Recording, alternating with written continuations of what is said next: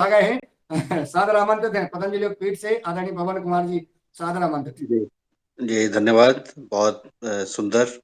आज मैं लेट जुड़ा, लेकिन जितना भी जुड़ा, मैंने जितना भी सुना और जितना भी किया, बहुत ही नयापन था इसमें। आकांक्षा जी को बहुत बहुत हमारी तरफ से बहुत शुभकामनाएं हैं, बधाई है।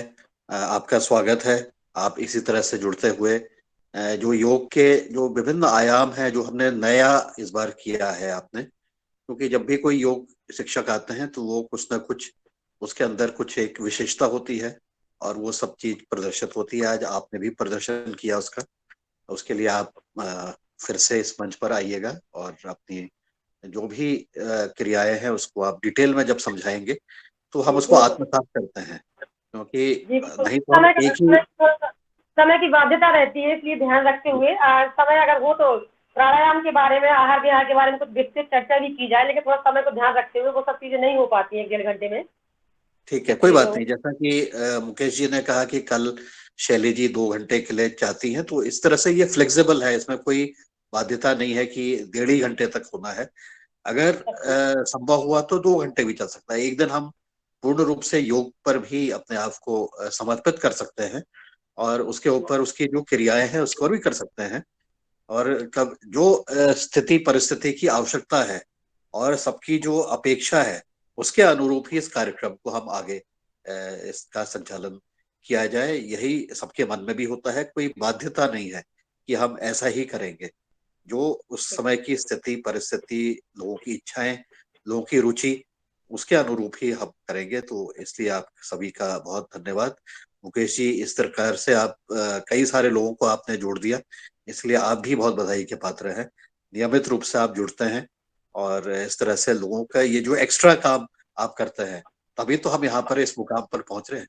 अगर ये एक्स्ट्रा काम मुकेश जी नहीं करते और हमारे अन्य साथी नहीं करते तो हम तो फिर एक ही तरीके से कर रहे होते हैं या कुछ ही लोग इसमें जोड़ रहे होते हैं। आपने इतने सारे लोगों को जोड़ दिया, इसके लिए भी बहुत अच्छा ये है कार्य। हम इस प्रकार से आगे चलते रहेंगे और आज की फिर कक्षा को आगे बढ़ाते हुए आगे की कार्रवाई करेंगे। धन्यवाद, नमस्कार।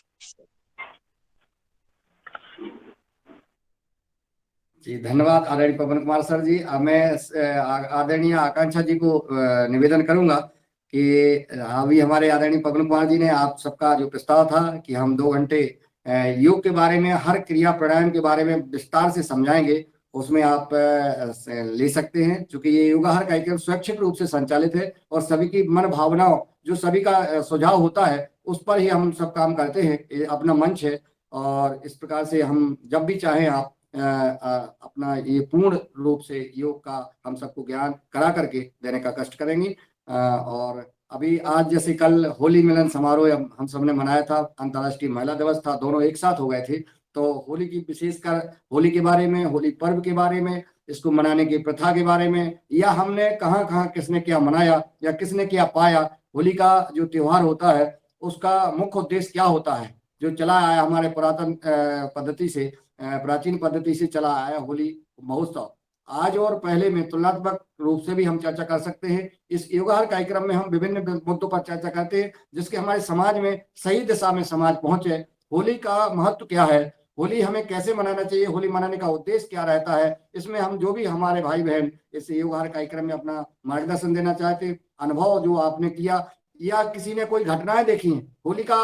आज पहले होली मनाई जाती थी प्रेम भाव सद्भाव के लिए, आज होली मनाते हैं आदमी नशा करके, या उसका परिणाम क्या हो रहा है और पहले का परिणाम क्या होता था, इसमें भी हम तुलनात्मक चर्चा आज करेंगे। आज का पूरा सदन इस पर आमंत्रित किया गया है। आप जो होली के बारे में, मैं सबसे पहले आदरणीय आकांक्षा जी को ही आमंत्रित करता हूं कि होली के बारे में, होली के महत्व के बारे में बताने का कष्ट करें, अपना अनुभव शेयर करने का कष्ट करें। आदरणीय आकांक्षा जी, झांसी से। जी बहुत बहुत धन्यवाद।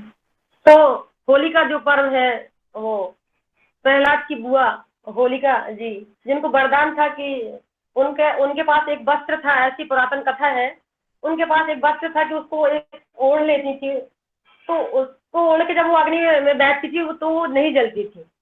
तो ऐसे ही वो प्रहलाद को जब गोद में लेके बैठी, उनके पिता प्रहलाद के बहुत ही उनके अगेंस्ट रहते थे, तो प्रहलाद जो बुराई थी, जो होलिका थी जो बुराई थी वो जल गई और प्रहलाद जो अच्छाई थी वो बच गई। तो हमें होलिका दहन जब होता है तो उसमें क्या हमें अपनी सारी बुराइयों को उसमें अपनी दहन करना है और अपने अंदर अच्छाइयों को ग्रहण करना है। इसी तरह से जब हम कलर लगाते हैं, रंग लगाते हैं, तो ध्यान रखना है कि ये रंग हमारी सद्भावना, सत्प्रेरणा और भाईचारे को ध्यान में रखते हुए हमें सबको रंग भी लगाना है और सबके साथ प्रेम भावना, अपनी सारी बुराइयों, सारे मन की विकारों को, मन के तनावों को, एक दूसरे से जो ही गिलवा सिकवे हैं उनको सबको दूर करना है और उसको आहूत कर देना उस अग्नि में। और कलर के विभिन्न तरह के रंगों के साथ, कलर के साथ अपने अंदर भी एक नई ऊर्जा, नई एनर्जी का विस्तार संचार करना है और सबके साथ भाईचारे के साथ और प्रेम के साथ और इस योगमय जीवन को योग के साथ जीते हुए, क्योंकि जब हम योग करेंगे तो हमारे अंदर के सारे विकार अपने आप जलेंगे, ना कि हम सिर्फ मुंह से बोलेंगे और हम इसको बोलते रहेंगे। जब तक हम धारणा शक्ति अपने अंदर प्रबल नहीं करेंगे, जब तक हम उसको जिएंगे नहीं।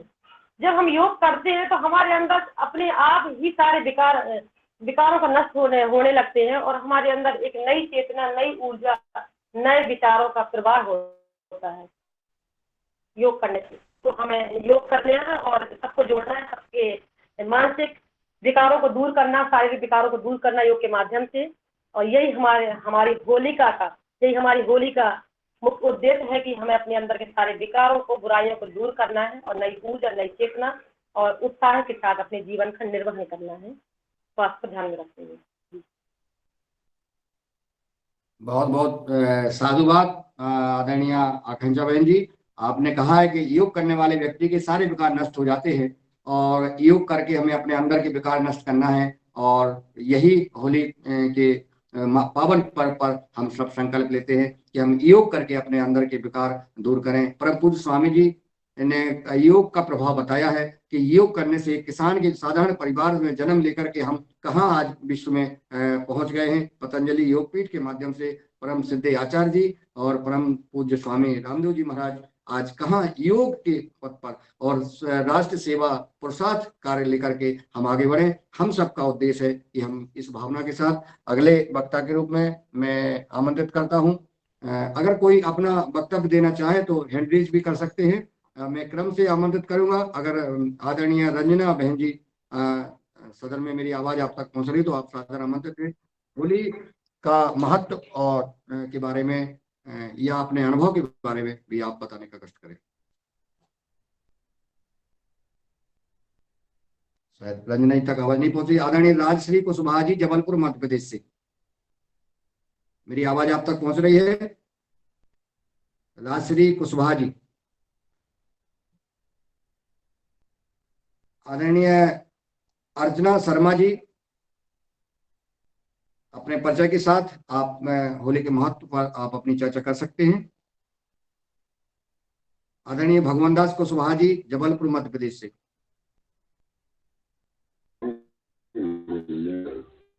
जी, आदरणीय सदन को मेरा ओम वंदन अभिनंदन।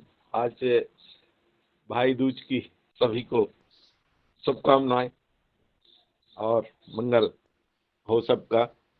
और आज की योग क्लास बहुत अच्छी रही और जो आज होली पे अपनी बात हो रही तो वो अपन होली में गाते हैं ना कि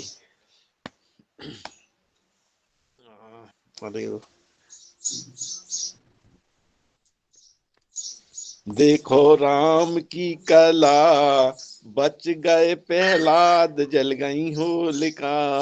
देखो राम की कला बच गए प्रहलाद जल गई होलिका। देखो देखो राम की कला बच गए प्रहलाद जल गई होलिका। क्या बात है। समर्पण, ये समर्पण का काम है। जब तक हम इधर उधर इस मंदिर उस मंदिर अपनी चढ़ावा चढ़ाते रहते हैं और बदना बोलना करते रहते हैं, भगवान से सौदेबाजी करते रहते हैं, तब तक हमारा उद्धार होने वाला नहीं। हम सौदेबाजी में लगे रहते कि हमारा ये काम बना दो, हम इतने की बैठक चढ़ाएंगे, हम ये करेंगे वो करेंगे। तो प्रहलाद जी ने ये नहीं किया। प्रहलाद जी ने अपना पूरा समर्पण कर दिया। जब तक हम अर्पण करते रहेंगे तो हमारा उद्धार होने वाला नहीं है। जब हम समर्पण अपना सब कुछ सौंप देंगे तो हम उसमें विजयी हो जाएंगे। तो जब हम अपने आप को भगवान के प्रति समर्पण जैसे प्रहलाद जी ने कर दिया और आग में नहीं जले, होलिका को वरदान था कि आग में नहीं जलेगी, वो जल गई। तो ये सब समर्पण का काम है। तो ऐसे ही हम सब लोग समर्पित होकर योग भी करें और भगवान के प्रति अपनी आस्था रखें और सभी लोगों में सद्भावना के साथ मिलें जुलें और होली का त्योहार बुराइयों को मिटाएं और अपनी अच्छाइयों को लें। इसी के साथ मेरा सभी को ओम वंदन अभिनंदन। बहुत सुंदर।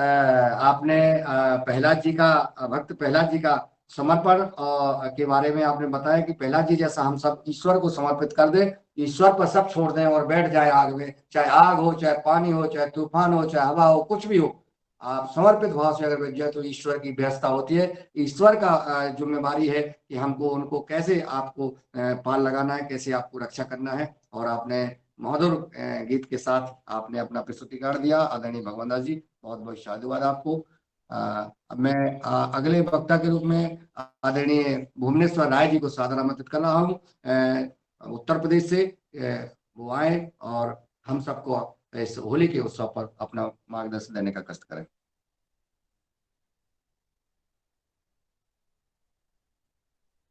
मेरी आवाज शायद भगवान भुवनेश्वर राय जी तक नहीं पहुंच रही है, तो मैं अगले वक्ता के रूप में आदरणीय बने सिंह आर जी को आगर मालवा मध्य प्रदेश से, महाकाल नगरी उज्जैन, वहां से आमंत्रित कर रहा हूं कि वो आए और अपना वक्तव्य होली के महोत्सव पर प्रस्तुत करने का कष्ट करें। आदरणीय बने सिंह आर जी, शायद आवाज नहीं पहुंच रही है, तो मैं अगले आदरणीय दिनेश जी सेमवाल जी देहरादून से, आवाज पहुंच रही है मेरी? जी, जी आपका पहुंच रही है, स्वागत क्यों है। नहीं। आपका स्वागत है। कल आपने जो है अपने सपरिवार के साथ कल होली पर सबसे भेंट कराई। आपका बहुत बहुत साधुवाद। आप, मैं चाहूंगा कि आपका मार्गदर्शन, आपका होली के बारे में उसका महत्व बताने का कष्ट करें। जी आदरणीय, धन्यवाद। सदन को सादर प्रणाम। बहुत ही सुंदर कार्यक्रम रहा कल का। और होली का क्या महत्व होता है, ये योगाहार के माध्यम से पुनः हमें स्मरण होता है। और जो सबसे पहली स्मृति कल की रही है, उसमें आदरणीय दुबे दीदी जी ने वो गीत सुनाया जो कुछ दिन पूर्व डॉक्टर दुबे सर ने हमें सुनाया था, कि बहुत पहले उन्होंने कोई गीत लिखा था महिला सशक्तिकरण पर। तो वास्तव में जिसको हम रचते हैं, गुनते हैं, बुनते हैं, वो अगर हमारे परिवार से आगे बढ़े तो ये बहुत सुंदर वाकया साबित हो जाता है। तो आदरणीय दुबे सर और उनके संपूर्ण परिवार को बधाई कि आप जागरूकता के इन कार्यक्रमों को घर से आगे बढ़ाते हैं। और जहाँ तक होली की बात है, तो आदरणीय रंजना दीदी जी ने ये सुंदर संयोजन किया, और ऐसी स्थिति में किया कि जब वो अपने मायके में थी, जहाँ पे कि थोड़ा माहौल दूसरा था, फिर भी वो उन्होंने कदम आगे बढ़ाए, सबको जोड़ा और सबसे फोन भी की और सबको इकट्ठा किया। और हाँ, दूसरी बात ये थी कि मेरे घर पे होली मनाई गई है हमेशा की तरह, और अगर सुबह ही संभव हो बच्चे। सके, अगर संभव हो सके तो वीडियो खुलिया तो अच्छी बात है। जी, मैं खुलता हूँ वीडियो, थोड़ा बाहर जा करके, मैं भी अंदर से बात कर रहा था। तो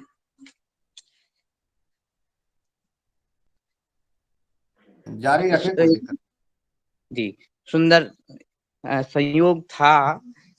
और सभी लोगों ने मिलकर के होली खेली। और होली के कुछ फूल मैं आपको दर्शाता हूँ कि हमारी छोटी छोटी बच्चियां हैं, उन्होंने इस बार फूल लगाए हैं और इन्होंने अपने दादाजी दादी को। नेटवर्क चला गया है आदरणीय दिनेश जी सेमवाल जी का। और मैं चाहूंगा कि हमें सब जो वक्ता अब आगे अपना बोलेंगे तो उनका दर्शन भी होता जाता है, थोड़ा उससे भी रूबरू होते हैं। जैसे वो दिनेश असल जी में जुड़ते हैं, जी जुड़ गए, जी। स्वागत है। मेरा मैं जहाँ पे हूँ वो जगह है विकास नगर है, और यहाँ पे 3 जगह से नेटवर्क पकड़ता है, और या कहीं से नहीं पकड़ता, तो मुझे एक कोने में छुपके से दुबके से रहना पड़ता है। ये असल जी, में हिमाचल पास में है। ज्यादा विकास भी अच्छा नहीं होता है, ज्यादा विकास भी खतरनाक होता है। जी, जी। यहाँ से यूपी का भी कोई टावर पकड़ता है, और हिमाचल का भी, और उत्तराखंड का भी। तो समझ में नहीं आता, वो फ्लक्चुएट होता रहता है कि कौन सा पकड़ रहा है। तो एक कोने में दुबक के दुबक के रहना पड़ता है। और तो कल सुबह ही बच्चे मोहल्ले के आगे थे रंग लगाने के लिए, तो मैं उनके साथ था। और यहाँ जो हमारी मातृशक्ति एक उसी रूम में थी जहाँ मैं अभी था, ताकि वहाँ से कनेक्टिविटी बनी रहे। और हमने सभी को सुना, सबने सबको सुना, और सबके दर्शन भी हुए।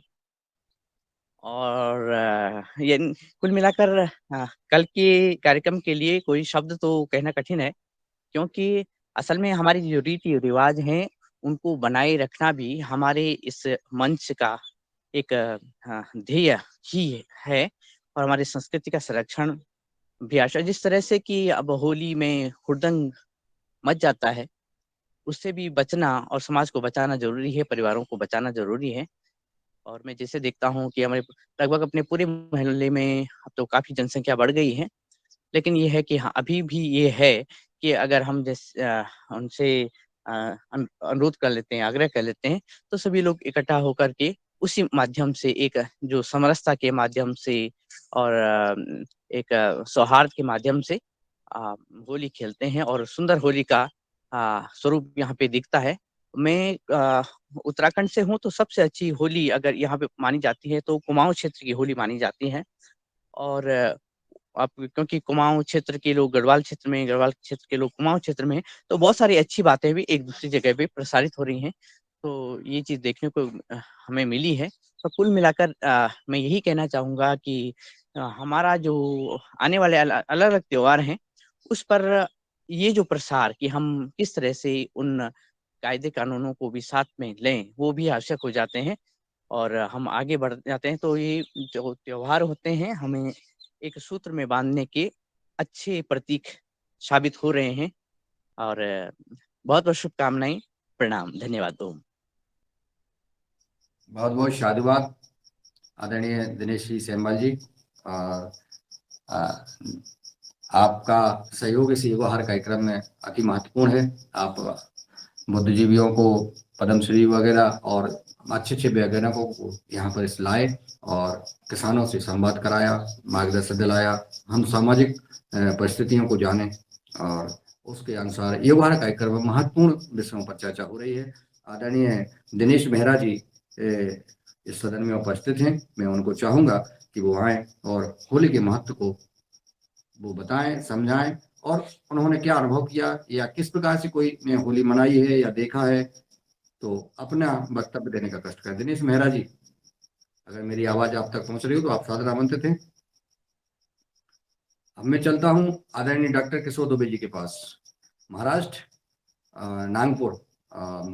आदरणीय डॉक्टर किशोर गंगासागर दुबे जी आए और हम सबको मार्गदर्शन देने का कष्ट करें।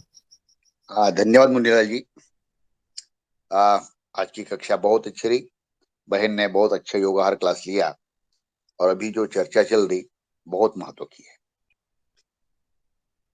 आपने जो विषय छेड़ा और जिस पर चर्चा शुरू है, तो मेरे मन में हमेशा ही आते रहता कि हमारे जो ऋषि मुनि थे या जो संस्कृति निर्माता थे, बहुत दूरदर्शी थे। उनको पता था कि जब लोग इकट्ठे रहेंगे, तो जहां जहां लोग इकट्ठे होते हैं, चाहे पड़ोसी हो, आजू बाजू के काम करने वाले लोग हो, तो प्यार से रहते रहते घर में हो, पड़ोस में हो, कभी ना कभी मन मुटाव हो ही जाता है। और ये मन मुटावों को ऑटोमेटिकली कैसे दूर करना, इसलिए उन्होंने भारत में कुछ त्योहार बनाए हैं। मैं इस दिशा से देखता हूं, जैसा कि दशहरे का दिन है, होली का दिन है, दिवाली का दिन है। ऐसे जो त्योहार है जिसमें हम अपने सब मन मुटाव छोड़ के, भूल के जिनके साथ मनमुटाव था उनको भी हम शुभकामनाएं देने के लिए जाते हैं और उस बहाने फिर से हमारी दोस्ती बन जाती है। तो ये जो मानवता में दोस्ती बना के रहने का और उसको परंपरा चलाने के जो त्योहार है उसमें ये होली का त्योहार है, ऐसी मेरी मानना है। एक चीज, दूसरी चीज कि हम बचपन से जो होली देखते आए, तो बचपन में हमने देखा था कि जब मार्केट व्यवस्था ज्यादा नहीं थी, अभी तो ऐसा है कि सभी त्योहारों पे मार्केट हावी हो गया है। तो जब मार्केट हावी नहीं था तब लोग आपस में मिलते थे और लोग आपस में सहयोग देते थे। जैसा कि बचपन में हमने या कई समय तक देखा है, या अभी एक 10-20 साल में ही मार्केट व्यवस्था हावी हुई है। लेकिन उसके पहले क्या था कि लोग घान माकड़ करके बनाते थे। मतलब बड़ा एक, आपने भी देखा होगा मुन्नीलाल जी, कि एक दो तरह, मतलब सेंटर में एक खुटी खड़ी करते थे और उस पे एक कोई भी लकड़ा जिसमें दोनों साइड में जैसा सीसा होता है, तो सीसा डाउनवर्ड सीसा जिसको बोलेंगे हम, ऐसा डाउनवर्ड सीसा बनाते थे और उसकी डंगालियां तोड़ के अलग से रख देते थे होली के लिए। और उस पे जो गांव के बच्चे थे वो बच्चे दोनों साइड में बैठ के घूमते थे। तो वो तोड़ना, दोनों साइड में घूमना, और फिर कितने राउंड में कैसा होता है, उसके नीचे ये इमली का चिचोका रखना, या जो जिसको चीजबिलाई बोलते उसकी उसकी बीजे रखना। तो ये अलग अलग प्रकार के जो एक्सपेरिमेंट होते थे, और वहां पे कि ऑटोमेटिकली कितने समय तक घूमते हैं, तो ये सब करने में एक सामूहिक प्रयास होते थे, आपसी बढ़ावा मिलता था। तो वो एक चीज। दूसरी चीज जो कई बार हमने देखी कि गोबर के उंडे जो बनते थे, तो गोबर के उंडे बनाने में भी एक बच्चा अपना हाथ फैलाता था, दूसरा उसमें गोबर थापता था। तो ये छोटी छोटी क्रियाओं में सहयोग होता था, और सहयोग होके फिर उसकी मालाएं अलग अलग प्रकार की बनाना, उसमें भी जो बच्चों की और उनके परिवारजनों की सामूहिकता थी, वो सामूहिकता का दर्शन उसमें निश्चित रूप से दिखता था। तीसरी चीज कि हम पलाश के या जासवंत के कई प्रकार के फूल और उसके फल जो है वो जंगल से हम इकट्ठे करते थे और उसका रंग बनाते थे। तो ये रंग बनाने की जो क्रिया थी, फिर उन फूलों को ढूंढने, भाई चलो जंगल में जाएंगे या वहां से ढूंढ के लाएंगे, उसका रंग लगाएंगे। तो ये जो प्रक्रिया थी, यह प्रक्रिया, यह भी निश्चित रूप से सामूहिक दर्शन की प्रक्रिया थी। चौथी प्रक्रिया हमने जो देखी कई समय पे, आज भी देहातों में कुछ समय तक वो निश्चित रूप से अभी भी है, कि जैसा कि होली के दिन में सामूहिक रूप से उसको जलाना, कूड़ा कचरा है जो वहां पे लाना, और दूसरे दिन गर्म पानी आदि है उसको इकट्ठा करना, और वहां पे फिर उसका तीर्थ करके, या वो अपने जो रोग प्रतिकारक शक्ति है बढ़ाने के लिए उस राख का भी प्रयोग करना और वो पानी का भी प्रयोग करना। ये जो सामूहिकता थी, उस सामूहिकता का दर्शन, ये जो 3-4 बिंदु मैंने जो बोले, उस सामूहिकता का दर्शन अभी कम होते हुए हमको दिखता है। और मार्केट संस्कृति जिसको बोलते हैं, कि पहले तो गुलाल लगाते थे या दूसरे पे, एक दूसरे पे जो घर में बनाए हुए रंग है वो लगाते थे। अभी तो हमने देखा है कि छोटे छोटे बच्चों को जैसा पीठ पे वो इंसेक्टिसाइड, पेस्टिसाइड के स्प्रे पंप होते हैं, उस तरह के स्प्रे पंप बड़े बड़े कीमतों में लेके बच्चों को देते हैं। न सामूहिकता है, न प्यार है, न कुछ है। यानी जैसा दिवाली में भी संपत्ति का दर्शन होता है, उसी तरह से संपत्ति के कई प्रकार के दर्शन, चाहे फिर वो गन पिचकारी हो या पिट वाली पिचकारी हो, इस तरह से जो किया जा रहा है। तो इसमें मार्केट पर डिपेंडेंसी होने से सामूहिकता का जो ह्रास हुआ है, वो ह्रास हमको स्पष्ट रूप से दिखता है। शहरों में तो बहुत ही दिखता है। तो मैं इस मंच के माध्यम से यही बोलूंगा कि हमारी जो सामूहिकता थी, वो सामूहिकता बनाए रखना, एक दूसरे से मिलके रहना, एक दूसरों के प्रति सद्भावना निर्माण करना, अगर जहाँ पे भी मनमुटाव है तो उनको दूर करना, और प्यार के रिश्तों को नए सिरे से फिर से शुरू करना, यह सभी त्योहारों की जो एक सीख है, उसी सीख को लेके हमें आगे चलना चाहिए। योगाहार परिवार तो निश्चित रूप से ऐसे जिनको हम बुनियादी सवाल बोलेंगे, तो बुनियादी सवालों को लेके, बुनियादी दिशाओं को लेके आगे हम काम करेंगे, और यही दिशा देने का पतंजलि का और योगाहार परिवार का और आदरणीय स्वामी जी का जो सपना है, तो उस सपने को साकार करने में हम योगाहार परिवार के सदस्य निश्चित रूप से जितना भी संभव है हम अपना सहयोग देंगे। इसी भावना के साथ में मैं मेरी वाणी को विराम करता हूँ। धन्यवाद। धन्यवाद आदरणीय डॉक्टर किशोर दुबे जी, आपने महत्वपूर्ण मार्गदर्शन दिया है और आपने जो होली के महोत्सव को बताया, पुरानी परंपरा को बताया। चूंकि अभी सदन में चर्चा आएगी कि हम पहले दिन एक तो होली जलाते हैं, होली जलाने के बाद पहले दिन हम पानी से, गोबर से, गिलारे से, कचरा से, कूड़ा में सारे लोग जो है लौटते फिरते होली मनाते हैं। दूसरे दिन हम रंग की होली मनाते हैं, गुलाल की होली मनाते हैं। उसका कहीं ना कहीं उसके पीछे कोई ना कोई रहस्य है, जो ऋषि मुनियों ने, हमारे पूर्वजों ने जो मनाया है, उसका जो आपने कारण बताया। आगे हमारे सदन के अन्य सदस्य भी इस पर प्रकाश डालेंगे, अपने अपने जो अपने मन में जो जानते हैं वो इसके बारे में बताएं। आदरणीय गजानन बाजड़ जी महाराष्ट्र से मैं आपको आमंत्रित कर रहा हूं, वो आए और अपना सुझाव, मार्गदर्शन, होली के महत्व को बताने का कष्ट करें। आदरणीय गजानन जी, मेरी आवाज आप तक पहुंच रही हो तो अनम्यूट कर लें।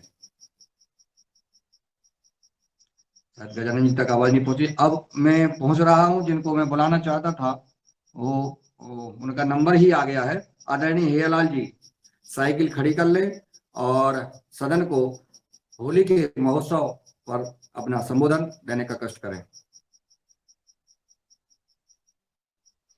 पूरे सदन को होली की शुभकामनाएं, बहुत बहुत सभी का अभिनंदन, वंदन।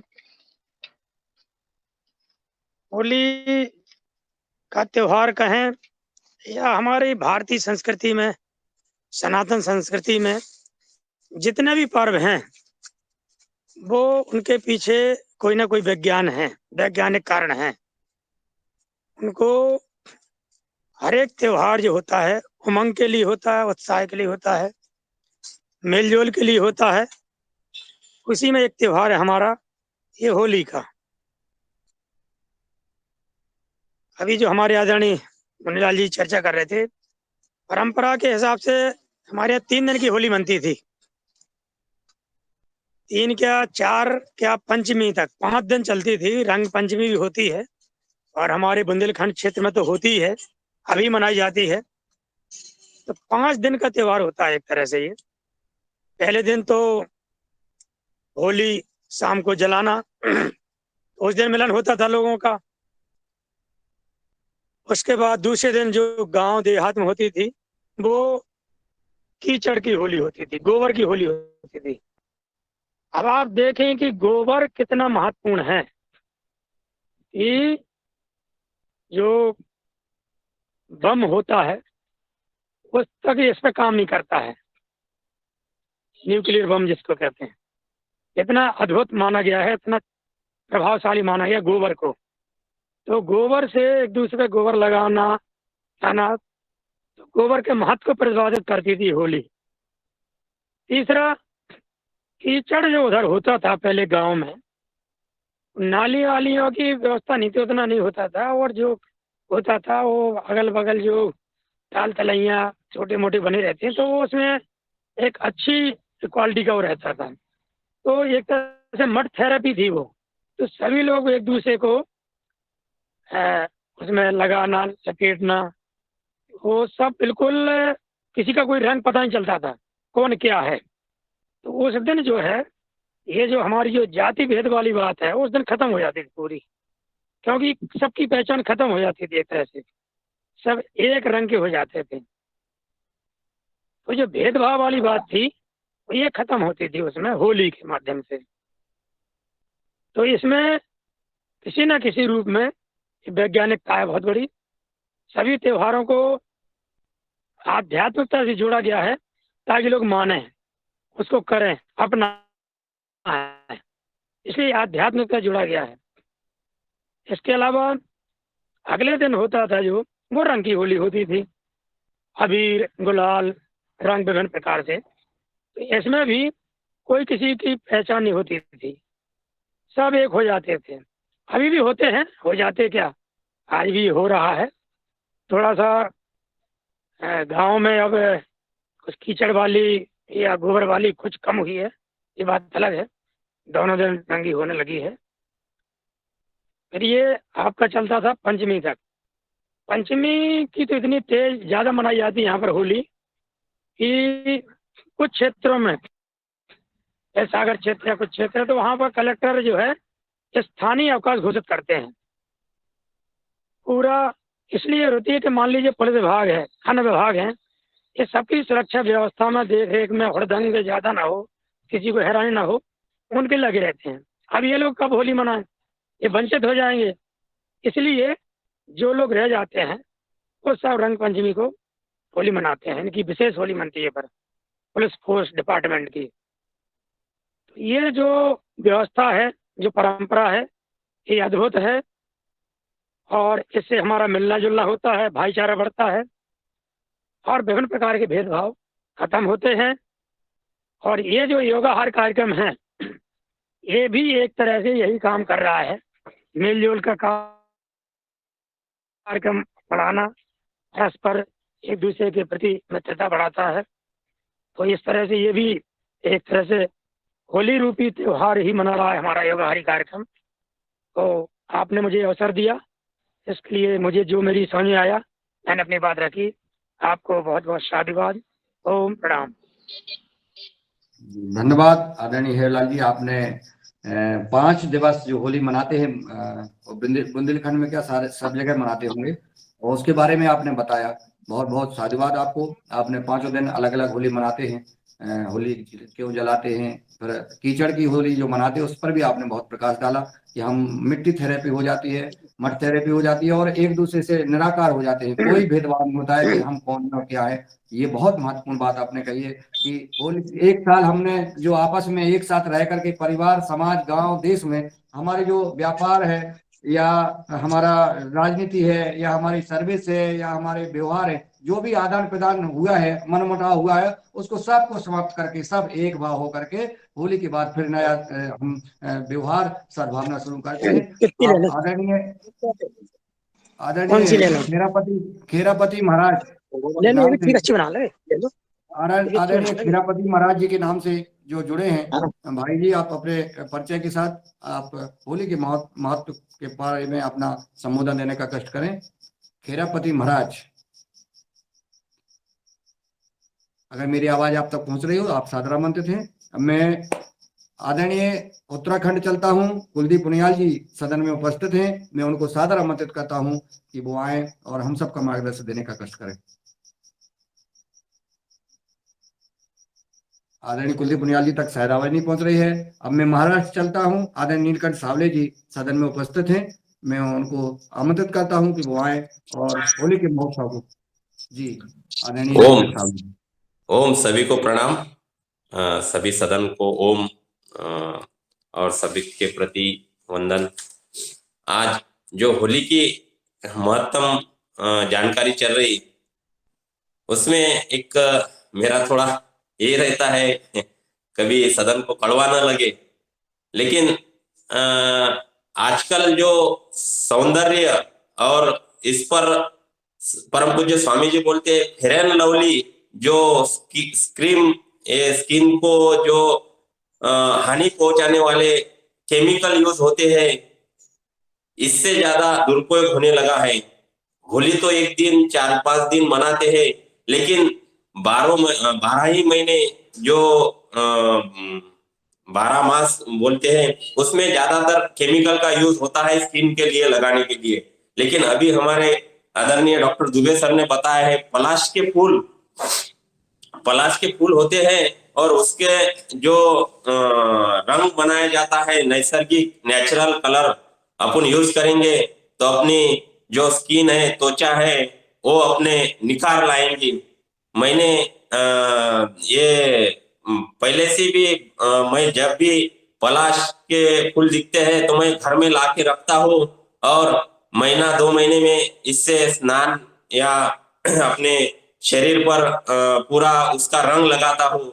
तो इससे त्वचा विकार, स्किन डिजीज होते हैं, इससे दूर होते हैं।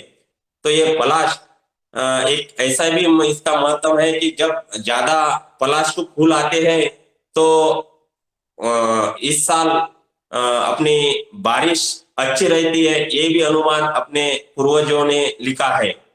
तो इस साल में हमारे महाराष्ट्र में तो बहुत पलाश अच्छा फूल गया है, यानी फूल उसके बहुत आए हैं। तो इस साल में हमारे महाराष्ट्र में जो आने वाली बरसात है जून माह से, तो अच्छी होगी, ऐसे अनुमान हमने निकला है। तो बारिश अच्छी होगी तो किसान समृद्धि होगी, किसान की यहाँ पर खेती का। तो इस पलाश का बहुत अच्छा ये है। तो मैं आपको ये करना चाहता हूँ कि ये पलाश के फूल है अभी, तो हमने ये तोड़ के उसको छाव में सुखा के ये तैयार करके रखे हैं। और इतना भी अपन थोड़ा थोड़ा उसमें गैस पर थोड़ा पानी में मिलाते और अपन जो स्नान करते हैं उस पानी में अपन डालते हैं, तो ये कलर एकदम पीला लाल हो जाता है। और थोड़ा सूरज के धूप में अपन उसको थोड़ा थोड़ा पूरे शरीर पर डाल देते हैं, तो स्किन और सूरज के जो किरणें हैं उससे त्वचा जो स्किन डिजीज रहते हैं वो दूर हो जाते हैं। पलाश का बहुत अप्रतिम शास्त्र में भी उसका वर्णन किया है। तो ये और दूसरी बात यह है कि जैसे कि होली में पहले सबके पास गाय बैल रहते हैं, तो अपनी जो गोबर के कंडे बहुत होते थे। आज अमेज़न पर कंडे मिल रहे हैं अपने को, तो ये भी घर घर अपने पहले गोबर होता था तो उसके कंडे बनाए जाते थे और सबके घर से लाकर एक जगह उसका होली का चताई जाती है, उसमें अग्नि दिया जाता था और उसको नैवेद्य अपना जो फसल निकलती थी उसका नैवेद्य दिखाकर उसको पूरा अपने अध्यात्म के दृष्टि से, अपने संस्कार की दृष्टि से ये त्योहार मनाए जाते थे। उसमें एक आध्यात्मिकता रहती है और साइंटिफिकली रीजन भी रहता था।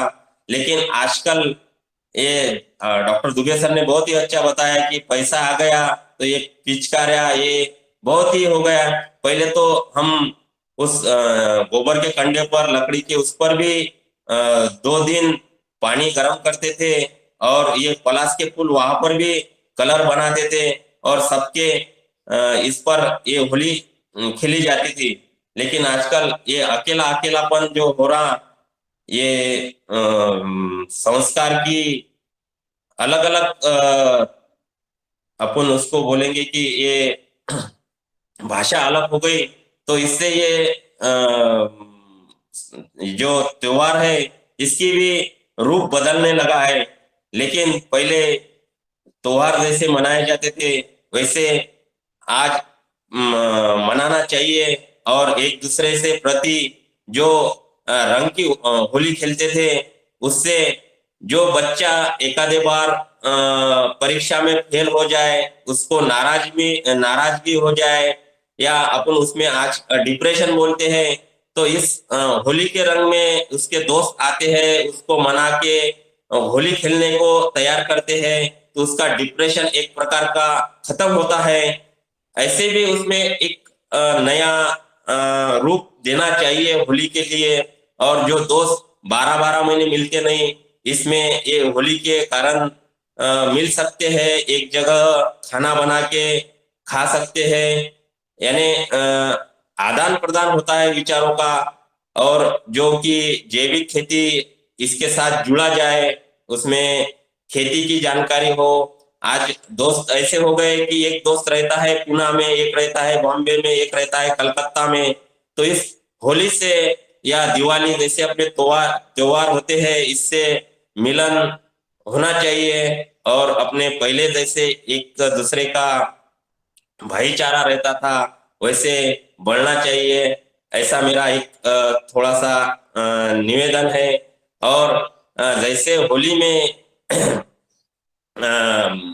अपने भक्त प्रहलाद जी को उनके होलिका के साथ बैठाया था, लेकिन उनको एक ये दिया था, वरदान दिया था कि आप होली में जलेंगी नहीं, लेकिन उसका दुरुपयोग भक्त प्रहलाद को जलाने के लिए किया था, तो होलिका का दहन हो गया। और जो विष्णु जी के भक्त प्रहलाद थे वो उसमें होली में जले नहीं। तो जो दुरुपयोग समाज के लिए हो या मानव के हित में करते हैं, उसका दहन करना चाहिए। मन में जो कि दुष्ट विचार आते हैं, उस विचार का भी उस दिन दहन होना चाहिए। और जो पहले लोग ऐसे बोलते थे कि जो लकड़ी, जो गोबर के कंडे जूने होते थे वो जलाए जाते थे, ऐसे ही अपने जो विचार समाज के हित में नहीं है वो उस दिन अपने मन से निकालने के लिए ये होली अपने मन से ही होनी चाहिए। ये इतना बोलकर मैं मेरे वाणी को विराम देता हूँ। ओम प्रणाम। धन्यवाद नीलकंठ सावले जी, आपने पलाश के फूलों का महत्व बताया और वैज्ञानिक रूप से और व्यवहारिक रूप से और अपनी प्रकृति के रूप से आपने पुरानी परंपरा और उसके आप, और हमें चाहूंगा कि सभी योगहार परिवार के सदस्य अभी पलाश का फूल फूला हुआ है, सभी जो है कलेक्ट कर लें, रख लें, उसको धूप में सुखा करके अपने पास रखें, और जब आप नहाएं उसको पानी गर्म करके उस पानी से नहाएं, जरूर आपको लाभ मिलेगा। आपको जो स्किन का बताया है और त्वचा रोगों को ठीक निश्चित होंगे। और आपकी ये होली का संदेश आपके लिए आज इस त्योहार कार्यक्रम में आदरणीय रंजना जी सदर में जुड़ी हैं। मैंने आमंत्रित किया था आदरणीय रंजना जी को, जी आ जाएं। और आप जी फिर मैं हैंड रेज जिनका हुआ है मैं उनको आमंत्रित करूंगा। आदरणीय रंजना जी। जी धन्यवाद आदरणीय भाई साहब, सदन में सभी को मेरा ओम। और सबसे पहले तो मैं हमारा जो भी कोई त्योहार आता है और जो भी कोई उत्सव होता है, इसके लिए हमारा ये कार्यक्रम चल रहा है दैनिक योगाहार, इसको बहुत बहुत धन्यवाद देते हैं कि ये कार्यक्रम की बदौलत हम सभी को एक स्टेज मिल गया है और सभी हम इस मंच पर अपनी अपनी बातें रखते हैं, जो भी अपने मन में विचार है वो बोलने के लिए इस मंच को खड़ा कर दिया है। तो सबसे पहले योगाहार को, और ये योगाहार एक कार्यक्रम नहीं, हमें तो सबको लगता है कि एक परिवार है, कि हम ऐसा लगता है कि कभी एक कार्यक्रम में हम जुड़े नहीं तो फिर अधूरापन लगता है, ऐसा ही हमारा परिवार है। तो कल भी हमारा होली पर चर्चा हुई और होली त्योहार पर और जागतिक महिला दिन पर बहुत सुंदर कार्यक्रम चला। और आज भी होली कैसे मनाए जाते थे पहले, तो इस पर मेरी एक हम भी छोटे थे तो मुझे भी लगता है कि बहुत सुंदर हम पहले होली मनाते थे, कि गोबर के जो भी गोबर था तो उसमें से हम हाथ पर कलाकृति बनाते थे। जैसे सभी घर के छोटे छोटे बैठते थे एक जगह पर और गोबर लिया और हाथ पर ऐसे, उसको हम मराठी में चाकोली बोलते थे, हाथ पर ही छोटे छोटे उसके सिक्के बनाते थे और उसकी एक माला बनाते थे। और उसमें वो माला हम 25-25 बनाते थे, कि जो भी हम सभी रहते थे तो उनको लगता है कि हम ज्यादा बनाए, और वो हम 8 दिन पहले ही कला उस करते थे, हाथ पर ही गोबर के छोटे छोटे ऐसे कलाकृति रहती थी। और वो धूप में सुखाना, फिर उसकी माला बनाना और फिर वो होलिका के लिए तैयार हो जाते थे। और ये ऐसा गोबर का महत्व था। और फिर हम पलस के फूल, पलस का बहुत महत्व है हमारे यहाँ, तो वो फूल बहुत मिलते थे, पूरे सुंदर ऐसे कलर के। अभी भी बहुत सारे पलस आ गए हैं हमारे यहाँ फूल, और तो वो फूलों को हम लाते थे, पानी में भिगो कर रखते थे, क्योंकि कलर नहीं मिलता था तब, कलर की कोई ये महत्व ही नहीं था कि कलर पहले मिलता था। तो हम सभी, हमारे पिताजी भी बताते थे कि भाई ये फूल लाते थे हमारे लिए, और वो फूल हम पानी में भिगोकर बकेट भर पानी में से हम होली खेलते थे। वही पानी हम ऐसे ही पिचकारी ना थी ना कुछ भी नहीं था, बस ऐसा ही बहुत आनंद आता था वो होली खेलने में। और फिर जो भी हमारे बुराइयां है होली में, तो होली में हमारी बुराइयों का दहन होना चाहिए और अच्छाई हमारे अंदर आनी चाहिए। तो मुझे भी लगता है और हम सभी में ऐसा ही होना चाहिए कि जो हमारे अंदर दृढ़ भावना है, किसी के लिए द्वेष, मत्सर, ईर्ष्या है, वो उसका नाश होना चाहिए और हमारे अंदर अच्छी भावनाएं आनी चाहिए। और जैसा कि अगर कोई रासायनिक खेती कर रहे हैं तो उनको भी ये करना है कि इसका हमें दहन करना है इसमें, और हमें जैविक की तरफ चलना है। कोई योगा नहीं कर रहा है तो उनको भी योगा करना चाहिए। ये सब कुछ अच्छा कार्य जो है उसका हमें अवलंबन करना है। तो इस प्रकार होली होनी चाहिए। जी धन्यवाद आदरणीय भाई साहब। धन्यवाद आदरणीय रंजना जी। और आपके पिताजी का चूंकि इस कुछ दिन पहले स्वर्गवास हुआ था, चूंकि ये अनराय की फाग मनाई जाती है, चूंकि होली का उत्सव नहीं मनाया जाता है, लेकिन हम आपस में एक दूसरे के परिवार और रिश्तेदार उस त्योहार के दिन आते हैं। तो आज हम सब परिवार के एक हर परिवार के लोग ये समझिए मन भाव से आपके उस घर में और भावना के साथ उपस्थित हैं, और हम सब जो है आज के इस होली को अनराय के रूप में मनाते हुए आपके पिताजी के लिए विनम्र श्रद्धांजलि अर्पित करते हैं। चूंकि आप हमारे एक परिवार की सदस्य हैं, इस भाव को लेते हुए अब मैं आगे के वक्ता के रूप में डॉक्टर किशोर दुबे ने हैंड रेज किया है, मैं उनको आमंत्रित करता हूं कि वो आए और अपनी बात रखें। धन्यवाद मुरलीधर जी। मैं एक ही बात बोलना चाहता था कि ये जो पलाश के फूल है अभी हर क्षेत्र में मिलते हैं, जहां जहां संभव हो उसको इकट्ठा करके रखे और उसको सुखावे, और उसकी पाउडर जो है, हमने कई बार हमारे छात्र छात्राओं को पढ़ाया है कि थोड़ी सी पाउडर यदि हम चाय में डालते हैं तो उसकी अच्छी चाय बनती। यानी ये सभी के उपयोग की बात है, और वो सुखा के पाउडर करके 4-6 महीने अपने घर में रहती भी है। तो इसलिए जहां जहां संभव हो उसको सुखावे और उसका चाय का प्रयोग करे। तो चाय पत्ती की जगह पे ये हर्बल टी बोलते हैं उसको, तो हर्बल चाय बन जाएगी और इसका स्वास्थ्य के लिए बड़ा लाभ है। बस यही मैं बात बोलना चाहता था। धन्यवाद। बहुत सुंदर आदरणीय डॉक्टर साहब, आपने महत्वपूर्ण बात कही है। पलाश के पत्ते फूल को छाया में सुखा करके उसको चाय के रूप में हम ले सकते हैं। जी आदरणीय रंजना जी कुछ बोलना चाहती हैं, आपने हैंड रेज किया है। पलस के फूल का और भी महत्व है कि ये पलस के जो फूल है उसका हम जब धूप काल में जिनको धूप लगती है उनको हम अगर उसका फूलों का जूस करके दे दे और उसमें कुछ काला नमक और नींबू निचोड़ कर थोड़ा सा दे दे, तो ये धूप भी हमारे लगी हुई वो कम हो सकती है। इसलिए ये उष्णता के लिए भी बहुत अच्छा है पलस। जी धन्यवाद। चलिए दूसरा आपने भी बता दिया उसका लाभ पलाश के फूलों का, कि जिसको लपट लग जाती है, धूप लग जाती है, उस पर भी लाभ देते हैं। आदरणीय प्रणाली मराठी जी ने हैंड रेज किया है, मैं उनको सादर आमंत्रित करता हूँ वो आए और अपना सुझाव देने का।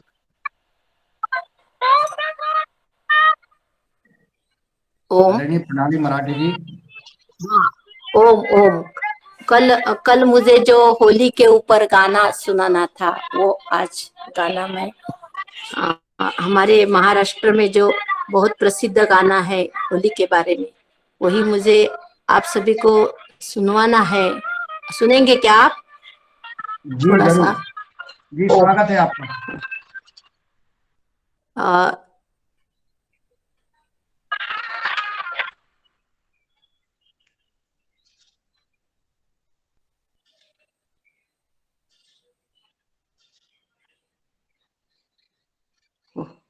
क्या हुआ? इतना बार सुनाइए प्रयास किया मैंने। आपकी हाँ। आवाज आ रही है। ओम। मुझे जी वो तो मोबाइल पर सुनाना था अच्छी आवाज में लता मंगेशकर के, इसलिए मैंने आधा घंटा प्रयास किया और अभी तो वो बंद हो गया। क्या हुआ? तो आज अब मुझे ही सुनवाना पड़ेगा। मेरी आवाज तो इतनी अच्छी नहीं है, इसलिए मुझे वो असली गाना लता मंगेशकर जी के आवाज में ही आप सभी को सुनवाना था। लेकिन ये इच्छा मेरी पूरी नहीं हो रही है। आप सुना दीजिए जो आपको सुनाना है। आप भी हमारी लता मंगेशकर हैं। नहीं नहीं नहीं, बघा जरा इतना वेळ चालू होतं। ओम, ये गाने के शब्द बहुत अच्छे हैं। आज गोकुळात रंग खेळतो हरी, राधिके जरा जपून जा तुझ्या घरी। आज गोकुळात रंग खेळतो हरी, राधिके जरा जपून जा तुझ्या घरी। आज गोकुळात सखी तोच चोर तित्त चोर वाट रोखतो, हात ओढून खुशाल रंग टाकतो।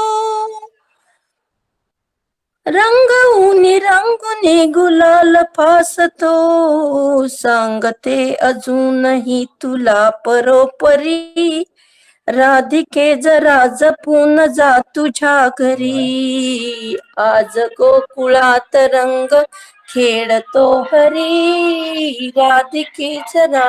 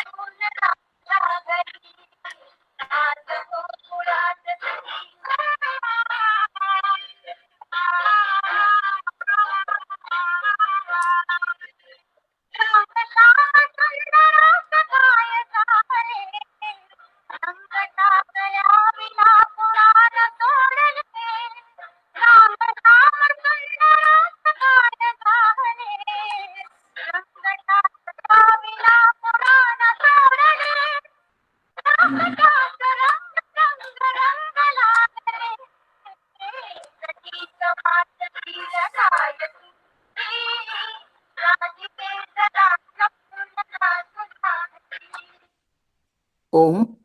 तो ये बहुत सुंदर गाना हमारे महाराष्ट्र में होली का सन मनाया जाता है। तब खेले होते हैं, यहाँ बच्चे खेलते हैं, घर घर के सामने जाकर नाच करते हैं और तब ये गाना वो बोलते हैं।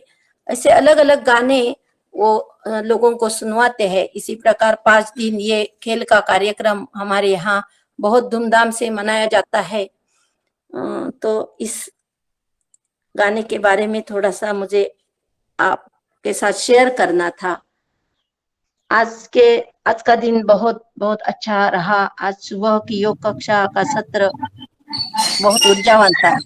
हमारा भाग्य है कि हमारे हिंदू धर्म के सब त्योहार का महत्व इस हमारे योगाहार मंच पे बताया जा रहा है और सचमुच उसका असली और विधायक रूप कैसा हो ये हम सब आपस में बांट रहे हैं, एक दूसरे को बता रहे हैं। ये समाज में जाना, उसका प्रसार होना अति आवश्यक लगता है मुझे, क्योंकि आज त्योहारों का जो विकृत रूप सामने आ रहा है वो देखकर बहुत बुरा लगता है। सब त्योहार हमारे यहाँ जो गणेश चतुर्थी का बड़ा तो त्योहार मनाया जाता है, ये तो त्योहार तो लोकमान्य तिलक जी ने समाज प्रबोधन के लिए, समाज को इकट्ठा करने के लिए और अंग्रेजों के प्रति जो उनका मन में अन्याय के का बदला लेने का विचार था, उसके लिए शुरू किया था। उसी प्रकार हर एक क्षण का बहुत बड़ा उद्देश्य है, वो उद्देश्य समाज में फैला जाए, समाज को उसका महत्व लगे तो बहुत अच्छा होगा। ओम, इतना ही बोलकर मैं मेरी वाणी को विराम देती हूँ। धन्यवाद। जी धन्यवाद आदरणीय प्रणाली मराठी जी, आपकी भाव आपने कहा है। पुरान जो हमारे आज के त्योहार गलत दिशा में मुड़ रहे हैं, उनके भाव उनको हम पुनः ऋषि और कृषि परंपरा में स्थापित करना है। आपने सुझाव दिया, आपने गीत के माध्यम से हम सबको सुनाया, लता मंगेशकर जी का गीत मधुर आवाज में। आपका बहुत बहुत साधुवाद। अब मैं आगे चलता हूँ। आदरणीय ओंकार नाथ जी झारखंड से पलामू से उपस्थित हैं सदन में। मेरी आवाज आप तक पहुंच रही हो तो आप सादर आमंत्रित हैं, आप भी अपना मार्गदर्शन देने का कष्ट करें। आदरणीय ओंकार नाथ जी, मेरी आवाज आप तक पहुंच रही है? चलिए, शायद नहीं पहुंच रही है। और आदरणीय रघुवीर सिंह रावत जी, हमारे वरिष्ठ विद्वान वैज्ञानिक हैं, मैं उनको सादर आमंत्रित करता हूँ कि वो आए और होली के महत्व जी को बताने का कष्ट करें। अब मेरी आवाज आ रही? हेलो, आपकी आवाज आ रही है। हाँ। ओम सदन को मेरा प्रणाम। और मैं थोड़ा लेट से जुड़ पाया था क्योंकि नेटवर्क का समस्या थी, तो अभी तो मैं नेटवर्क में हूँ। होली पे बात हो रही है और जैसा है कि मेरा जी ने कहा है कि इसका एक उद्देश्य होता था, इसी तरह के बहुत सारे हर त्योहार का एक उद्देश्य होता है। हम लोग जब बहुत छोटे थे, 70-80 दशक की बात मैं कर रहा हूँ, तो हमारे यहाँ तो महीने भर पहले होली शुरू हो जाती थी। बच्चे सब, एक झंडा होता था, सफेद झंडा, और उसको एक डंडे पे लगा के बस रास्ते में जगह जगह एक बैठ जाते थे और फिर जो भी आता था उसको टीका लगा के ये एक्सपेक्ट करते थे वो 5-10 पैसे दे दे। और इस तरह से जो महीने भर की जो कमाई होती थी वो आज होली के दिन, जब जिस दिन होली का दहन होता है, उस दिन कुछ अनाज भी गांव से इकट्ठा किया जाता था और फिर सब लोग मिलके, सब बच्चे मिलके खाना वाना, हलवा इत्यादि बनाते थे और फिर होलिका दहन का कार्यक्रम होता था। तो ये पहले होता था, फिर धीरे धीरे वो अवधि भी घटने लगी और बाद में वो 5 दिन पहले, 7 दिन पहले, 10 दिन पहले होली का ये इस तरह का कार्यक्रम, और अब तो देखने को मिलता नहीं है। जहाँ तक रंगों की बात है तो उस समय रंग कुछ होते नहीं थे, और जो जैसा मेरा जी ने कहा कि वो गोबर और मिट्टी का ही लेप ज्यादातर लोग लगाते थे, और जो थोड़ा सा नौटी टाइप के बच्चे होते थे वो कोयला इत्यादि पीस के तेल में अच्छी तरह से भिगा भुगा के, ताकि वो निकले भी नहीं, इस तरह के कुछ बनाते थे घर में। और बिल्कुल टारगेट रहता था कि भाई आज इस आदमी को इन बाद में ये इनको जो है टारगेट करना है और उनको ऐसा रंग लगाना है कि जो हफ्ते भर तक न निकले। तो ये परंपरा रही है। इसका उद्देश्य तो वही था कि आदमी साल में एक दिन ऐसा होना चाहिए कि जिस दिन वो अपने उद्गार, जो भी बोलना है, गाली देना है, झगड़ा करना है, कुछ भी करना है, तो होली में इसके अवसर मिलते थे। लड़ाइयाँ भी खूब होती थी और फिर काफी कंपटीशन भी होता था। मैं सन 2000 में एक उत्तरकाशी में एक गांव में गया था। काफी थोड़ा सा रिमोट तो नहीं था, लेकिन कुफाड़ा एक गांव में गया था मैं। तो वहां पे ये होली के दौरान, होली के आसपास ही एक परंपरा थी, एक त्योहार उनका मनाया जाता था। तो उस दिन क्या होता था कि वो गांव का जो चौक है, जो सार्वजनिक चौक है, सब लोगों को आना होता था। बच्चे, बूढ़े, अगर कोई चल नहीं पाता तो उसको कंधे में बिठा के लाना था, और ये लोग सब बैठ जाते थे वहाँ, और महिलाएं अलग बैठती थी और पुरुष अलग बैठते थे। और उस कार्यक्रम में उस दिन पूरी छूट होती थी कि किसको क्या बोलना है, गालियां देना है, कुछ भी उद्गार होने हैं, तो वो सब माफ था उस दिन। कुछ भी आप बोल सकते हैं, पुरुष भी बोल सकते हैं, महिलाएं भी बोल सकते हैं, गालियां भी दे सकते हैं, कुछ भी। तो मुझे लगता है इस तरह की मतलब ये भी इसी तरह का एक परंपरा मतलब वहां पे थी, जो जिसमें कि जो साल भर का जो मन में इकट्ठा हो गया, किसी को जो बैठ गया है मन में कि ये इसने ऐसा किया वैसा किया, या फिर वो भर जाता है आदमी का मन दिमाग में कि भाई कुंठित रहता है, तो वो सब उस दिन उस सब कुंठाएं निकालने का एक मतलब इस तरह का आयोजन किया जाता था उस गांव में। अब तो नहीं है। तो मैं बस यही कहना चाहता था कि परंपरा अब तो अभी तो क्या कहते हैं,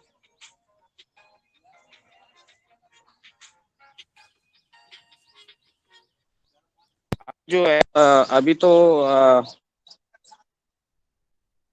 जो रंगों का जो वो है, जो जिस तरह के रंग यूज हो रहे हैं, अभी मैं बाजार में गया था कल तो परसों, तो थोड़ा हर्बल कलर आने लगे हैं। लेकिन हम पहले से ही काफी पहले से, क्योंकि मैं अपने बात करूं तो मैं तो हमेशा अपना कलर बनाता हूं, और ज्यादातर ये कलर चुकंदर और गाजर से बन जाते हैं और हल्दी से। तो उसको तो सीधा काट के आप मिक्सी में उसका पेस्ट बना लो, और उस पेस्ट को थोड़ा सा अरारोट पाउडर अरारोट लेना पड़ता है बाजार से, तो अरारोट ले लो पाव भर, या जितना आपको रंग बनाना है, और उस पाउडर उसको निचोड़ के उसका रस उसके साथ मिला दो, तो बिल्कुल आपको 3 कलर मिल जाएंगे, गुलाबी, लाल और येलो। और ये बहुत ही अच्छा होता है ये, और बहुत इजी है बनाना। तो ये इस तरह से पलाश के फूलों का भी अब बनाने लगे हैं। पलाश के फूल हमारे ऊपर पहाड़ में तो उतने नहीं होते, लेकिन पलाश तो बहुत इम्पोर्टेंट पौधा है, ये आयुर्वेद में यूज होता है, और इसकी दवाइयाँ बनती है विशेषतर महिलाओं की बीमारी के लिए। और ये मिलता है पंसारी के यहाँ सूखे हुए पलाश के फूल, आपको मिल जाएंगे अगर किसी को जरूरत पड़ती है। तो ये एक मार्केटेबल आइटम भी है। तो मैं यही कहना चाहता था कि ये जो जिस तरह का ये होली का त्योहार है और इस तरह की और परंपराएं हैं, ये बिल्कुल इसके पीछे एक साइंटिफिक कारण होता था कि आदमी एक दिन अपने सारे उद्गार बाहर फेंक दे, जो भी मन में भरा हुआ है उसको बाहर फेंके, और फिर से शांत होके फिर आगे की अपनी जिंदगी चलाए। तो इन्हीं शब्दों के साथ मैं अपने वाणी को विराम देता हूँ। धन्यवाद। बहुत सुंदर सर, आदरणीय रघुवीर सिंह रावत जी, आपने महत्वपूर्ण बात कही है कि साल भर के जो भी विकार अंदर मन में एक दूसरे के प्रति आते हैं, सबकी स्वतंत्रता होती थी, और बूढ़े बुजुर्ग से लेके बच्चों तक सबको एक साथ, महिलाओं को बिठा करके उनकी मन की आवाज निकाल करके सब कह लेते थे। ये बहुत अच्छा कार्यक्रम है, ऐसा कार्यक्रम होना भी चाहिए, ताकि हमारे मन में जो अंदर भाव रहते हैं, एक दूसरे के प्रति शिकायत होती है, उसको नहीं कह पाते थे, वो अंदर ही अंदर पनपते हैं और जिससे बुराई बन जाती है।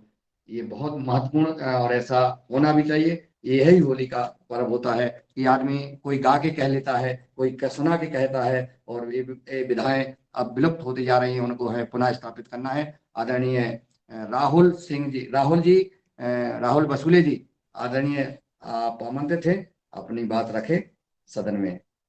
आप मेरी आवाज सुन रहे हैं? जी ओम जी भाई साहब। जी स्वागत है आपका। सबको भाई साहब होली की बहुत बहुत शुभकामनाएं, बहुत बहुत बधाइयाँ। ये बहुत ऐसा पर्व है जो साल में एक बार आता है। अपने गिले शिकवे भूल के, जो कहते हैं कि दुश्मन भी गले लग जाते हैं, इस प्रकार का पर्व है ये। हमें अपने गिले शिकवे भुला के, मन मुटाव अलग करके, एक दूसरे से मेल मुलाकात करके सहयोग बढ़ाना है।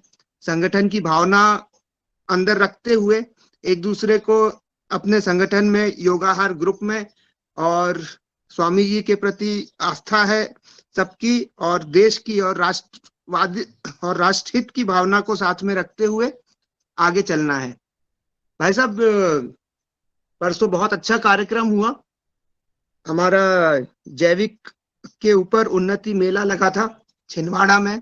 कलेक्टर महोदया और काफी डिग्निटरीज, जिला प्रशासन के deputy directors, veterinary deputy director agriculture, सारे आए थे और काफी अच्छा रिस्पांस मिला। शहर वासियों ने बहुत बढ़िया रिस्पांस दिया। रात को 11 बजे तक वो मेला सुचारू रूप से चलता रहा। उसमें श्री राम जैविक कृषक समूह, जो दिव्य योग ट्रस्ट के तरफ से सर्टिफिकेशन है, हमने भी अपना एक स्टॉल लगाया था, जिसमें हमने नवरत्न आटा को प्रमुखता से पेश किया, प्रदर्शन किया और उसकी बिक्री भी की, जिसमें 9 तरह के धान्य मिश्रित करके हमने एक आटा तैयार किया है, जो अभी तक तो हम अधिकारी वर्ग तक सुचारू रूप से पिछले 1 साल से पहुंचा रहे थे और उनको उससे काफी फायदा हो रहा है। कॉन्स्टिपेशन और पेट के संबंधी विकार जो है वो सिर्फ आटे की रोटी खाने से ही बोले हमारे ठीक हो जा रहे। तो आप इसका एक यूनिट स्थापित करिए जिससे सभी लोगों को ये आटा मिल सके। उस दिशा में हमने एक फूड प्रोसेसिंग यूनिट की स्थापना की और आगे कदम बढ़ाया है और 2 किलो और 5 किलो की पैकिंग में हम ये आटा उपलब्ध करा रहे हैं। अभी जो उन्नति फेयर हुआ था छिंदवाड़ा जिले में कलेक्टर महोदय के इसमें नाबार्ड के अनुशंसा में, तो उसमें एक बहुत अच्छा रिस्पांस मिला। काफी लोगों ने आटा पसंद किया, लेके गए। अब उसका हम एक फीडबैक भी लेंगे और जिस प्रकार से फीडबैक आएगा तो इसको हम सोच रहे हैं कि श्री राम जैविक कृषक समूह और अपना पीजीएस सर्टिफिकेशन के साथ मार्केट में ये आटा लॉन्च करेंगे। इसके लिए आप लोगों का आशीर्वाद चाहते हैं, योगाहार ग्रुप, स्वामी जी, और क्योंकि ये राष्ट्रवाद के प्रति एक आगे समर्पण है, तो कोशिश करना है कि जैविक में सब्जियां तो हम करें ही, लेकिन कुछ चीजें जो हम सब तरफ पहुंचा सके उस चीजों को आगे लाना चाहते हैं। तो होली का एक बार पुनः सबको बहुत बहुत शुभकामनाएं। मुन्नीलाल जी हमारे बड़े भैया बहुत अच्छे से हमें हमारा ध्यान देते हैं। आपका बहुत बहुत धन्यवाद। होली की शुभकामनाएं भाई साहब। बहुत बहुत साधुवाद। नौ धान्य कौन से है? 9 धान्य कौन से है इसमें मिलाए हुए? मैं बता देता हूँ। मुख्य तौर पे एक जो शरबती गेहूं है, हमारा काला गेहूं है, ज्वार है, बाजरा है, रागी है, तुअल है, मूंग है, मोठ है, रागी है, इसमें चना है। इसमें पूरे छिलके के साथ हम इसको पिसवा रहे हैं ताकि ये छिलका युक्त पोषक आहार बने। जी जी दीदी। रागी यानी नाचनी क्या? लाल छोटी सी बारीक बारीक होती है, एकदम बारीक। नाचनी ही, जो महाराष्ट्र में मराठी में रागी को नाचनी कहते हैं। बिल्कुल। अच्छा। ओम बहुत बहुत साधुवाद। आपके उज्जवल भविष्य की कामना करता है दैनिक योगाहार परिवार, और आपको देख करके बड़ी प्रसन्नता होती है कि अभी आप युवा हैं और अभी से आप जो है प्राकृतिक जैविक खेती और इस ओर बढ़ चुके हैं। तो निश्चित है कि आप बहुत ऊंचाइयों पर जाएंगे, ऐसी मनोकामना। और जहां भी जरूरत पड़ती है, जहां भी आपको सहयोग की जरूरत पड़े, योगाहार परिवार आपके साथ, आपका परिवार है। आपने जो नवरत्न आटा तैयार किया है, बहुत अच्छा काम है और हम सब उससे प्रेरणा लें कि हम सब अपने अपने शहर में राहुल जी जैसा रत्न जो है एक व्यापार भी है। अच्छा, उसका रेट क्या है रखा है अपन ने राहुल जी? भाई साहब, रेट सबके बजट में आ सके इसलिए हमने उसको 60 रुपए केजी रेट रखा है। 300 रुपए में 5 किलो का बैग आ रहा है। लागत ही भाई साहब उसमें कम से कम 54 से 55 रुपए तक लागत आ जाती है, क्योंकि 9 धान्य में बाकी धान्य काफी महंगे आते हैं। मूंग, मोठ, तुअल, रागी, ये काफी महंगी चीजें हैं। तो सबके बजट में आ सके इसलिए 60 रुपए किलो प्रति किलो का उसका रेट है। बहुत बढ़िया, बहुत सुंदर। इतना ही करना है अपन को, ज्यादा उसमें नहीं पड़ना है। सिर्फ अपना पूरा बजट आ जाए उसमें और कुछ थोड़ा सा अपने लिए उसमें हो जाए, बस ज्यादा 10-20% से ज्यादा अपन को मार्जिन नहीं रखना है। बहुत अच्छा, बहुत सुंदर।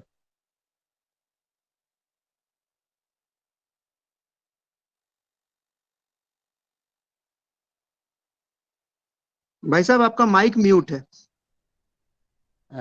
रामाधर जी, आपको आमंत्रित करता हूं, आप भी आए और होली के पावन पर्व पर अपना वक्तव्य दें, अपना मार्गदर्शन दें, अपनी बात रखें।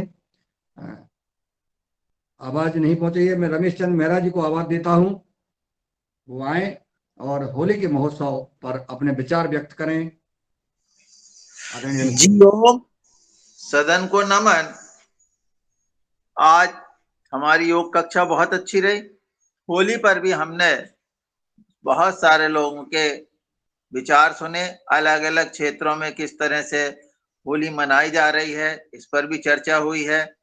उसके जो है रंगों के ऊपर भी चर्चा हुई है। ये जो होली है ये दो ऋतुओं का संगम भी है। एक तो ठंड ऋतु जा रही है और गर्मी की ऋतु आ रही है। इस तरह भी इसको देखना चाहिए कि ये ऋतुओं के परिवर्तन के संगम पर मनाया जाने वाला त्योहार है और इसका भी कुछ ना कुछ वैज्ञानिक लाभ होगा ही होगा, ऐसा है। हम बचपन में जब अपने गांव में होली मनाते थे तो रात्रि में कंडे इकट्ठे करते थे, कभी कभी लकड़ियां चोर कर भी लाते थे और फिर जहाँ डाड़ा गाड़ा रहता था वहां होता था। और हमारे क्षेत्र में एक और परंपरा भी थी कि सुबह उठ करके धुलेड़ी खेलते थे जो घर घर जाती थी और बाद में वो किसी कारण से बंद हुई, परंतु फिर इस बार फिर मेरे गांव में अभी घर घर तो नहीं पर मंदिर मंदिर में जाकर के फाग गाए गए हैं। ये अच्छी बात हुई है कि एक तरह से फिर से शुरू हुआ है। हमारे यहाँ बड़े जो गांव थे वहां पर झंडा टूटता था जिसको बहुत बड़ा एक सीधा डंडा गड़ा देते थे और फिर लोग उस पर चढ़ते थे, पिचकारी से रंग मारते थे। इस तरह से भिन्न भिन्न तरह के मेला होते थे। तो ये सब हमने बचपन में देखा है। मेले अब बंद हो गए हैं और इटारसी में तो बड़ा भव्य ऐसा होता था जिसको हम बैल बाजार कहते थे, वहां पर गाड़ी जोत करके और जाते थे। तो इस तरह से इस त्योहार में बड़ा उत्साह रहता था। राहुल भाई को बहुत बहुत धन्यवाद, उन्होंने एक और नया काम शुरू कर दिया है। जी ओम, सदन को नमन। जी ओम। धन्यवाद आदरणीय मेहरा जी, आपने जो बात एक दो ऋतुओं का संगम बताया है और गांव गांव घर घर जाकर होली मनाते थे, मंदिर मंदिर जाकर होली मनाते, आज भी वो परंपरा चल रही है, हमारे गांव में मनाई जाती है। इसी प्रकार से हमें और कुछ नया नवाचार करना है। अब मैं आदरणीय रामकृष्ण रघुवंशी जी के पास चलता हूँ कि वो आए और वह भी होली के लिए, होली पर के महत्व को और जो आप होली के बारे में कहना चाहते हैं कहने का कष्ट करें। रामकृष्ण रघुवंशी जी। जी ओम, सदन को नमन। और जैसा कि होली पे विभिन्न प्रकार के विचार सभी लोगों ने सदन में रखे और बहुत सुंदर सुंदर विचार, बहुत सारी प्रथाएं जो विलुप्त होती जा रही हैं जिनको कुछ लोगों ने जागृत करने का या पुनः स्थापित करने का कार्य किया है।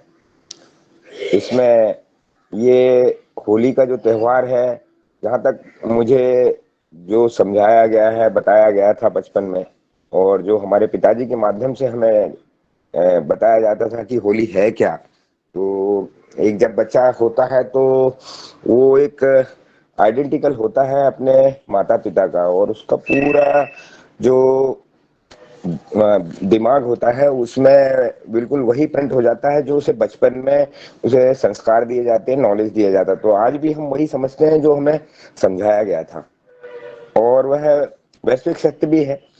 होली का अर्थ मेरे शब्दों में तो यही है कि जहां पर आज समाज में इतनी बुराइयां, गंदगी और ये सब चीजें जो व्याप्त हैं, इसका हम दहन करें, इनको जलाकर और एक नए स्वच्छ वातावरण का निर्माण करें। वैसे भी बसंत ऋतु का आगमन होता है तो उस समय हमें ये जो पर्व हम मनाते हैं इसमें जो हमारे आसपास बिखरा हुआ जो कचरा है और जो कुप्रथाएं हैं उनका दहन करके और एक स्वच्छ सुंदर वातावरण को स्थापित करें। इस हिसाब से हमें होली मनानी चाहिए। और दूसरे जो हमारे आसपास हम अनुपयोगी वस्तुएं हैं जिनके कारण वातावरण में विशुद्धि होती है, और उनको इकट्ठा करके और उसका दहन करें, जिस प्रकार से कि प्रहलाद और होलिका की जो कहानी है कि बुराइयों का अंत होके और अच्छाइयों की जीत होती है। तो इसी प्रकार इस भाव से हम होली मनाएं। और हमने एक नई शुरुआत की थी हमारे मित्र मंडल में कि जितना भी आसपास जो गंदा कचरा होता है वो उसको इकट्ठा करके और उसका दहन करें, और अपने बुरे विचारों का दहन करके एक नए युग की और एक नई भावना के साथ इसकी शुरुआत करें। दूसरी चीजें ये हैं कि एक नया संकल्प लें। बसंत ऋतु आती है, तो इस बसंत ऋतु में आम के जो नई बहार आती है, आम के बारे में हमारे शरद भैया ने काफी R&D की है और उनसे मुझे आम के बारे में बहुत कुछ सीखने को मिला है। और मैं उनका सदन के माध्यम से शरद जी का कोटि कोटि धन्यवाद कहूँगा कि उनने 2-3 चीजें मुझे आम के बारे में जो बताई और उसको मैंने अंगीकार किया, प्रयोग में लाया कि देखा तो अद्भुत रिजल्ट है। तो ये बहुत सारी चीजें हैं, हम आपस में एक दूसरे से जो ज्ञान का आदान प्रदान इस मंच के माध्यम से होता है, इसके लिए आदरणीय मुन्नीलाल सर का मैं कोटि कोटि धन्यवाद हृदय से करना चाहूंगा कि उन्होंने एक ऐसा मंच तैयार कर दिया है जहां से हम आपस में एक दूसरों के किसान का जो पहले भी आदान प्रदान होना बंद हो गया था वो अब चालू हो गया। तो ये एक बहुत सुंदर पहल है और एक निश्चित ही एक बड़ी क्रांति आएगी इससे।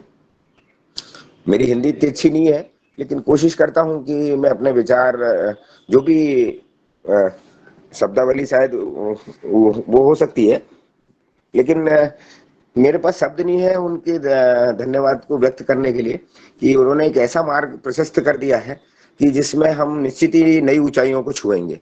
जी ओम।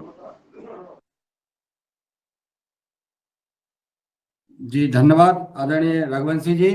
ये होली मेरे लिए कुछ खास नहीं, रंगना था जिन्हें वो मेरे साथ नहीं, मेरे पास नहीं। इस शब्द के साथ आपका जो है वक्तव्य, आपने होली के महत्व को बताया। चलिए आगे चलते हैं। आगे क्यों भाई, आगे चलते हैं। वो मैं चलूंगा रूप सिंह जी के पास, प्रसाद जी के पास आऊंगा मैं इस बात को लेकर के, क्योंकि आज हमारे जिन्होंने नीलकंठ सावले जी ने और पूर्व वक्ताओं ने बताया, रघुवीर सिंह रावत जी ने बताया कि जिनको जो कहना है वो कह लीजिए। तो मैंने जो बात कहना है कह लेना चाहिए। आज होली है, बुरा ना मानो। रूप सिंह राजपूत जी सादर आमंत्रित हैं। आदरणीय रूमी राम साहब जायसवाल जी, आप सादर आमंत्रित हैं। आप भी अपनी बात रखने का कष्ट करें। अब शरद वर्मा जी का नंबर आ गया है। जी रूमी, हाँ जी रूमी राम साहब, स्वागत है आपका। आपका बहुत बहुत धन्यवाद। सभी को मेरी तरफ से सादर प्रणाम। और मैं इतना विद्वान तो नहीं हूँ, लेकिन जो मेरी अपनी जानकारी के मुताबिक हमारे सनातन में जो इन त्योहारों का आयोजित किया गया, उसके पीछे जरूर हमारे समाज को एक सूत्र में बांधने का ही अधिकांश कार्य है। लेकिन जैसे आप जैसे महान प्रबुद्ध व्यक्तित्व के माध्यम से मेरा मानना ये है कि हमें समय समय पर फिल्ट्रेशन होता रहना चाहिए। जैसे कि हमारे जो ऋषि मुनियों ने जब होली का आयोजन किया होगा, उस वक्त उन्होंने ये तो सोचा होगा कि जब तक दुनिया चलेगी तो ये अच्छे काम के लिए हमें एक सूत्र में बांधने का काम ये करते रहेंगे। लेकिन जिस तरह से आजकल एक हम अपने परंपरा से हटकर देखते हैं, जगह जगह पर होली के लिए जो आयोजन खुले मंच के माध्यम से लोगों द्वारा किए जा रहे हैं, वहाँ पर ये नशीली चीजों को परोसा जाता है और मांस मदिरे का अधिकांश जो प्रयोग होने लगा है। इससे हमारे ये शुद्ध अति शुद्धता के प्रतीक जो पर्व हैं ये दूषित होने लगे हैं। इसके परिणाम से हमारे कई घरों में मातम भी आ जाता है, जो कि हम लोगों के लिए बड़ा दुखद होता है। तो मेरा तो ये निवेदन है कि हमें जैसे कि होली एक बुराई के ऊपर अच्छाई का आह्वान करती है, इसी तरह से होली के शुभ पर्व पर जो लोग कई तरह की जो जिसे बोलें कि गलत चीजों को थोपने का काम करते हैं, और उसको रोकने का काम हम लोगों को भी निडरता के साथ करते रहना चाहिए। साथ में जैसे कल का जो दिन था वो बहुत ही पवित्र, और मैं समझता हूँ कि हमारे मातृशक्ति के लिए दो एक साथ खुशियां लेके आया था। हमारा होली का पर्व भी था और महिला दिवस भी था। मैं कल भी कल तो मैं नहीं बोल सका बीच में, क्योंकि मैं बहुत बिजी था। कल हमारे पास गौशाला में काम करने वाले लोगों की थोड़ा कमी हो जाती है और हमें ज़्यादा काम देखना पड़ता है। लेकिन जो पूर्व काल में जो कल का दिन निकल गया, उसके लिए भी मैं, जो भी हमारी मातृशक्ति मेरी आवाज़ सुन रही हैं, मैं महिला दिवस की भी आप सबको बहुत बहुत शुभकामनाएं देना चाहता था, और साथ साथ में होली की भी पूरे सनातन समाज को शुभकामनाएं देना चाहता था।